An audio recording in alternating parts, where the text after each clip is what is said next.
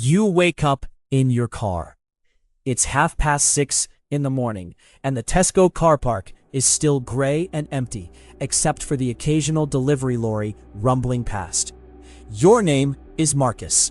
You're 34 years old, and as of 9 days ago, you no longer have a job or a flat. The redundancy came without warning on a Tuesday. No severance, just a box of your things and a security guard walking you to the car park. Your landlord gave you notice that same day. He'd already let the property to someone else. 9 days to vanish. You did what you could. Most of your furniture went to the charity shop on credit. Your mates wouldn't answer their phones. So you're here, in a silver Ford Focus with a folded blanket across the back seat. A full tank of petrol. You learn that rule fast. Never let it drop below half, and nothing else that matters. The survival rules come first when you're living in your car. Rule 1. The blanket stays folded. You never unroll it until dark. That way, if someone peers through the window during the day, they don't see bedding. They don't see you sleeping rough. They see an ordinary car. Rule 2. Keep your tank above half full at all times. A half-empty tank is a trap. It means you can't drive to warmer places if the night gets too cold. It means you can't reach a different car park if someone knocks on your window. It means you're cornered. Marcus knows this now.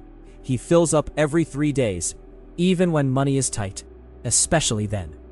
The money comes from agency work, temp labor, 0-hour contracts that ping his phone at 5 in the morning. Today's message arrived at 5:45. 6 hours of warehouse work, 12 miles away, £7.50 an hour. It's barely enough to buy diesel and a meal deal from Tesco. But it's work, it's movement, it's proof that he still exists in the economy, even if only at its absolute bottom. He folds the blanket more tightly, climbs into the front seat, and starts the engine. The heater takes 5 minutes to warm up. His breath clouds the windscreen. By the time he reaches the warehouse, his fingers are numb, but his mind is clear. There's a routine now. Show up early. Don't talk much. Do the work faster than anyone else. Get paid. Leave before the afternoon shift arrives. The supervisor barely looks at him. None of them do. Agency workers are ghosts. They fill gaps. They disappear.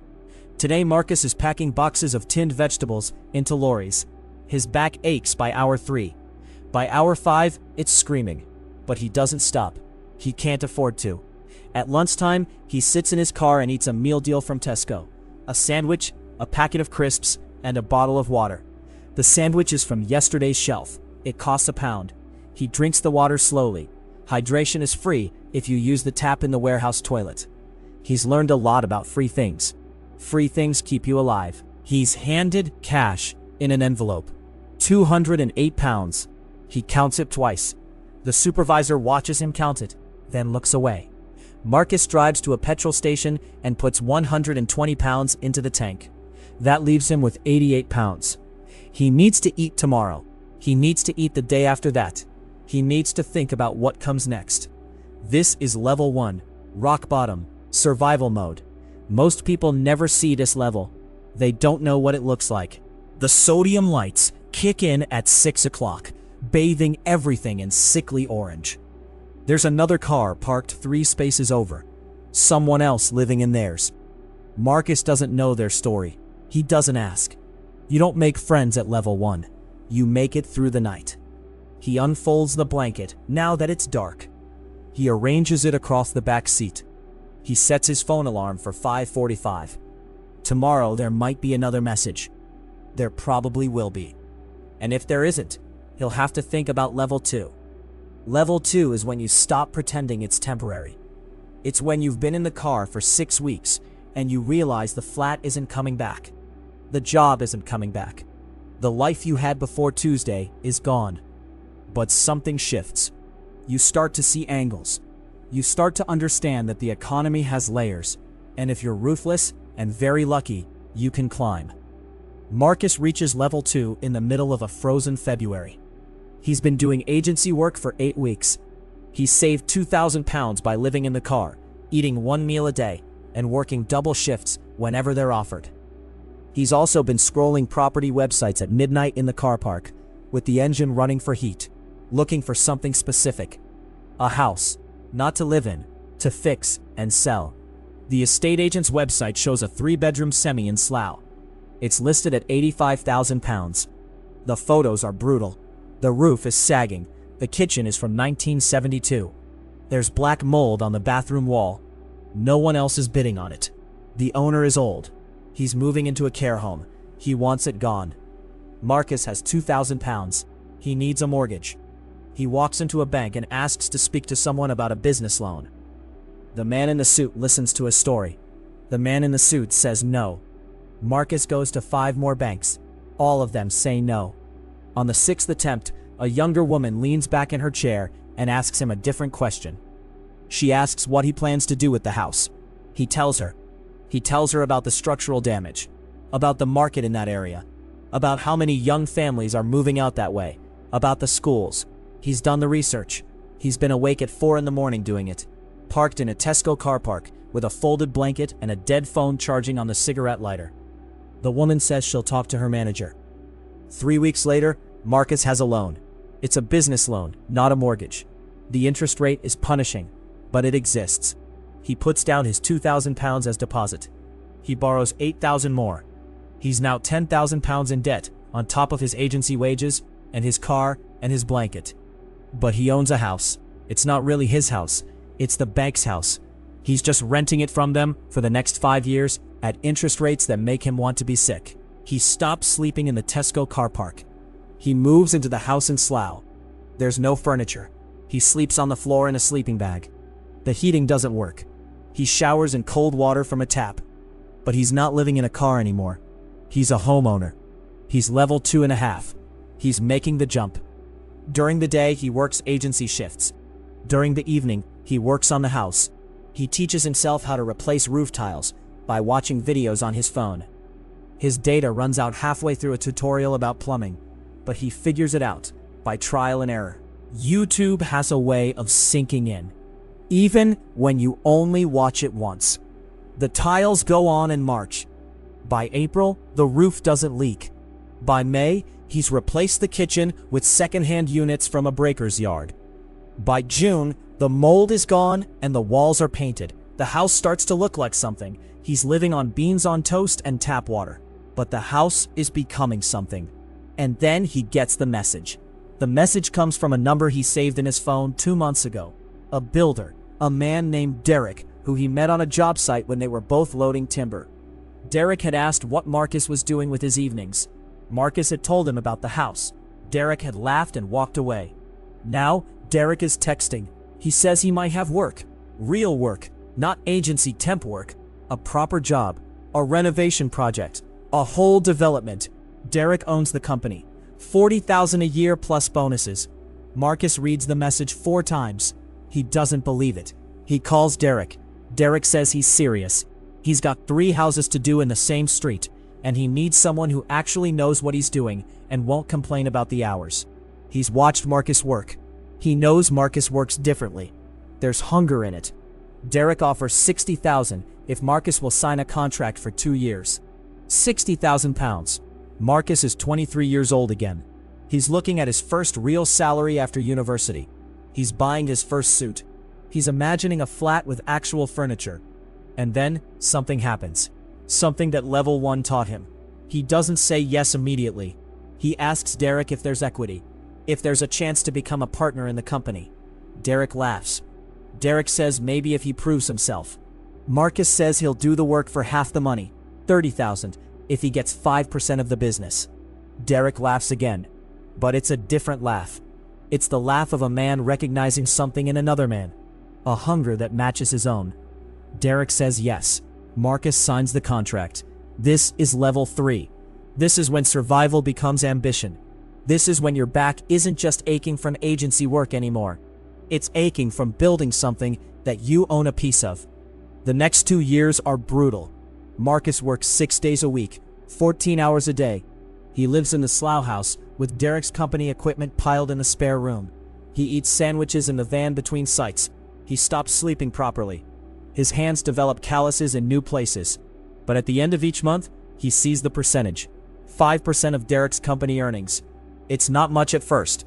maybe 300 pounds a month. But then something shifts. The company takes on more jobs. Marcus isn't just supervising anymore. He's designing solutions. He's spotting problems before they happen. He's saving Derek money by finding cheaper suppliers and better methods. The 5% grows to 600 a month, then 800, then 1,000, and then Derek comes to him with an offer. Derek wants to expand. Derek wants to open a second branch. Derek wants to know if Marcus wants to buy in as a full partner. 50% of the business, 100,000 pounds. Marcus has 42,000 pounds saved. Derek says they can structure it, loan him the rest at a reasonable rate. Marcus will own half of Derek's company. Derek wants to know the answer now. This is the moment. This is level 4. This is the jump from employee to owner. This is where most people stop. They see the risk. They see the debt. They see themselves sleeping on the floor again if it goes wrong. But Marcus says yes. He says yes before he's fully processed what yes means. The expansion takes a year. Marcus and Derek hire 5 new people. They take on bigger contracts. They start to make real money. Real money is different from surviving money. Real money is a different color. It pays for things like food you actually want to eat, not food that's on discount because it expires tomorrow. It pays for a bed. It pays for a shower with hot water that doesn't require you to boil a kettle. By level 5, Marcus has paid off the loan Derek gave him. He owns 50% of a company that's turning over £500,000 a year. His cut is 120,000. He's hired a bookkeeper. He's hired an accountant. He's learned what tax is and why it matters.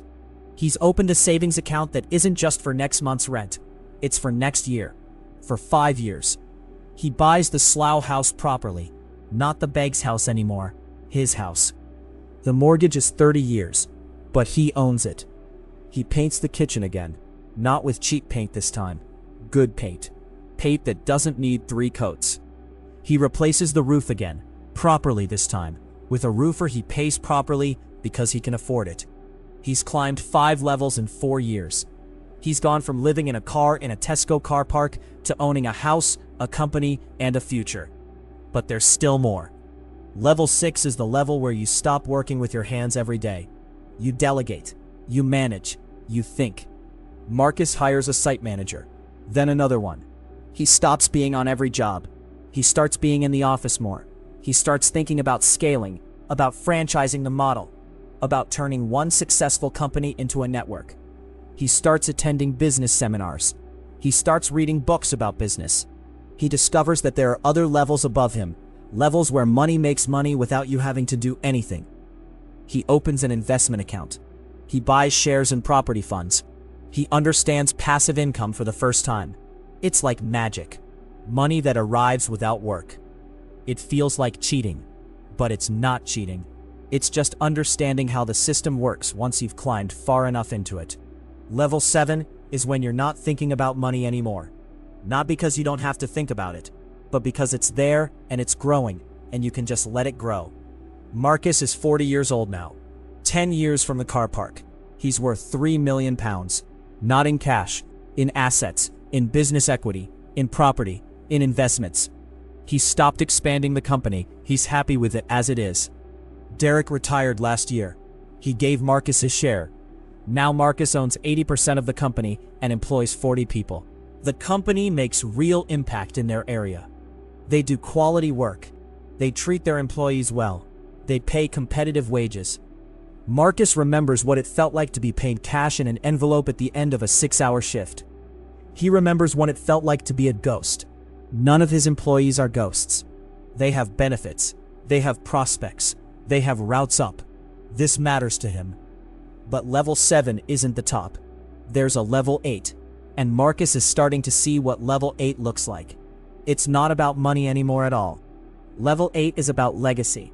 It's about creating something that outlasts you. It's about understanding that the survival rules that kept you alive in the car park weren't just about survival.